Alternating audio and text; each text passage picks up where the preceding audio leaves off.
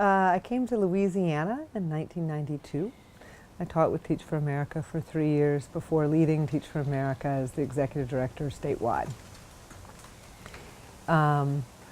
And moved to New Orleans around 1999 and continued to work for Teach for America, focused more here in the New Orleans area rather than statewide. After that, I had the great opportunity of working for the New Teacher Project and Michelle Rhee. Do we need to do something about the fact that, okay.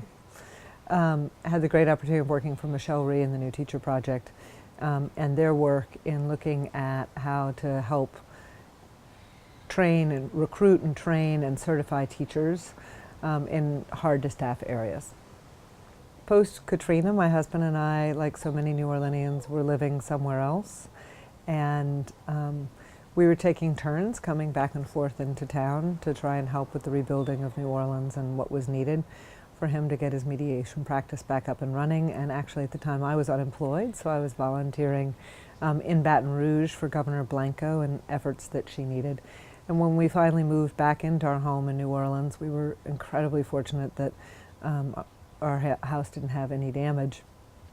In January of 2006, there were so many people locally doing so much work, getting schools back up and running. There were veteran educators who found by any means necessary a way to get their schools open. People like Mardell Early and Kathy Reidlinger and those folks out in New Orleans East and at Lusher, and then there were so many people from across the country who also really wanted to help.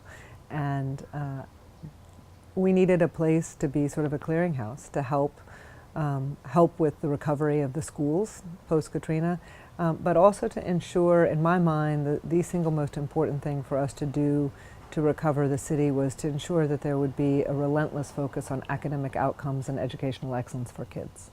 And so a group of us came together and started New Schools for New Orleans in order to be that organization with that singular focus. It has been actually, I think, one of the large criticisms often of ed reform is that it moves at such just a horrifically slow speed. And what has happened here has been the antithesis of that. The changes have been moving rapidly. It's an ever-changing environment.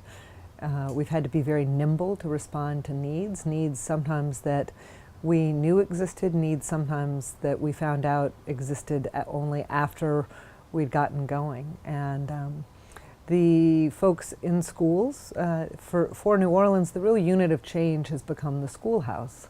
And taking things down to that level meant that you were really empowering educators, both principals and teachers, to make the decisions that they knew were right for their kids. You were going to hold them accountable for that, but we were really empowering those people who know their students and know their families the best in order to make the changes that were needed. And so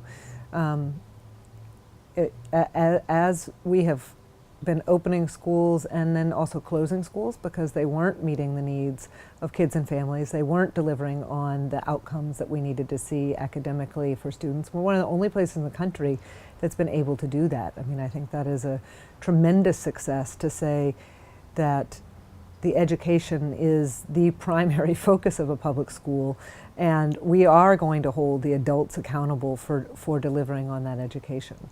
So it's been a radical change. It decentralized, makes it tough for folks to navigate, and those are some of the challenges that have come up. But what also I think has been miraculous about this is that there hasn't been any singular one hero in any of this. It's the notion of a waiting for Superman is not the case in New Orleans. If you look across the board, we have the students themselves have been miraculous. Some of them, I don't know how they've done it. They, were in school for years and yet would come back and when given a rigorous positive environment have been able to thrive. And when some students haven't been given a school that was adequate. They have stood up and stood their ground and said this is not acceptable and been engaged in trying to lead to better outcomes for everyone. The teachers, so many teachers took huge leaps of faith to get back into schools because they were educators at heart, deeply, deeply wanted to help kids. And so they've taken real leaps of faith to get involved in something that's very, very different. School leaders, people who have opened schools that were, they came back and there was water in the boiler room. I'm thinking of Tony Rukasner or Alexina Medley over here on Canal at Warren Easton, just came into situations that were so tough, but they knew that they had to get their schools back together for the families that they serve, as well as the neighborhoods and communities and the teachers, and build strength. So I think it's been a miraculous, and policymakers. I think one of the true heroes of what's happened in New Orleans is Kathleen Blanco.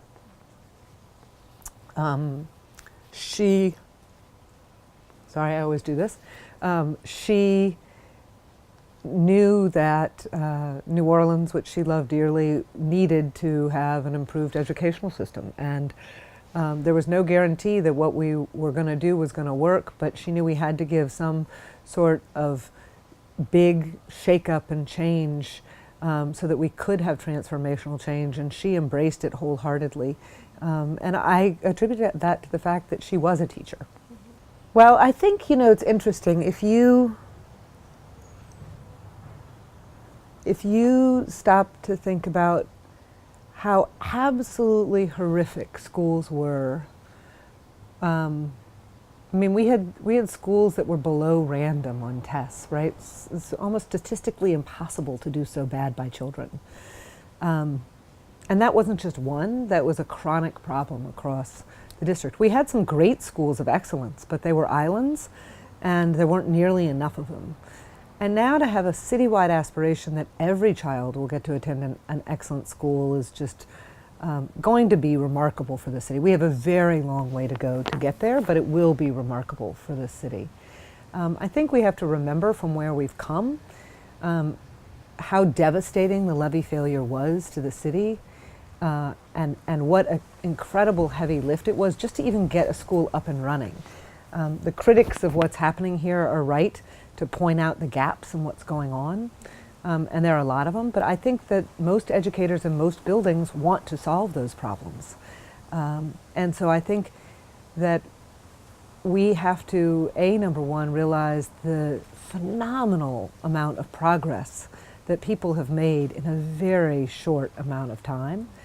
And I also think that folks have passed judgment and taken a snapshot of what's happened in New Orleans schools and locked in their brains of what was going on in schools 2-3 years ago, and assuming that that's happening today. And my experience, and I try and get into schools pretty regularly, I go to Phyllis Wheatley right over here at Tremay once a week and teach Xavier Little People, kindergartners. And my experience is that that what is happening is just truly amazing, that they're not everywhere, but in lots of places, and that good ideas are being shared. The edible schoolyard, the micro schools that are coming up, the amounts of innovation that are taking place to address the needs, the tremendous band programs. Just go through our Mardi Gras. We've got phenomenal bands that are still marching and hitting every beat. So I think that folks need to, if you want to work with us, we've got to understand in a very holistic way what the true experience is inside of schools currently, and help and ask people to join with us in continuing this progress in our march towards a fully functional, completely transformed urban educational system that will offer a quality education to every kid.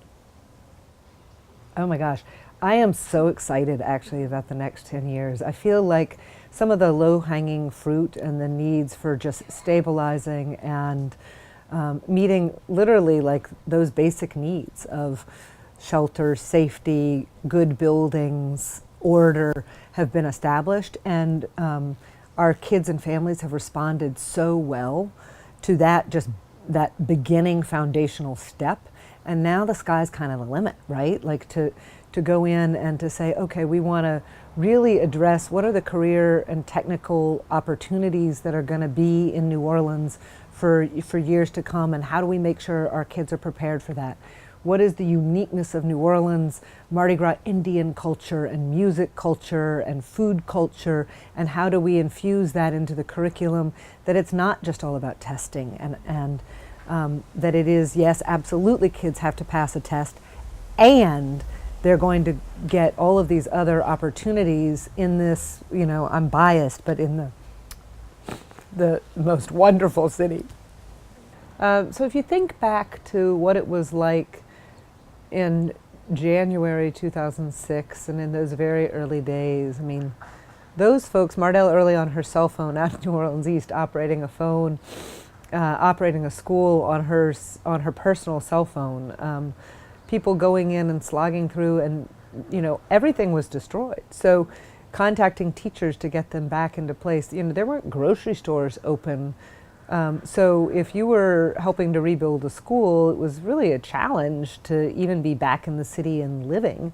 And so many people had lost family, had lost friends who had passed, as well as those who had moved away. And you would rebuild a school all day, and then you would go home at night and you didn't have a place to stay because your house had been destroyed. I mean, it is miraculous to think about what so many people did in order to bring schools back and where they are.